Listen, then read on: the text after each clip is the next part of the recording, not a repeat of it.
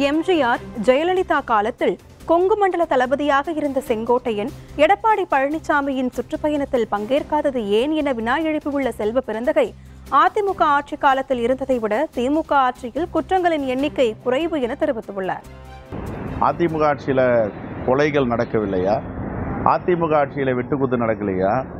அந்த ஆட்சியில் நடந்த ரேஷியோ விகிதாச்சாரம் வரைக்கும் இந்த ஆட்சியில் நடந்து எடுத்து பாருங்க, குறைவாக தான் இருக்கும். இருந்த போதிலும் இதை கடந்து போயிட முடியாது. இதெல்லாம் அங்கே நிறைய நடந்துச்சு, இப்போ கொஞ்சம் நடக்குதுன்னு விட்டு நம்ம விலகி போக முடியாது. கட்டுப்படுத்தணும், தீவிரமாக கட்டுப்படுத்தணும், நடவடிக்கை எடுக்கணும். அதை மாண்பு முதலமைச்சர் மாதாந்திர கூட்டம் போட்டு காவல்துறைக்கு அறிவுறுத்தி வருகிறார். கொங்கு மண்டலத்துடைய தளபதி யார்? எம்ஜிஆர் காலத்தில், அம்மையார் ஜெயலலிதா காலத்தில், செங்கோட்டையன் ஏன் கலந்துக்கல? இது பொருந்தா கூட்டணி.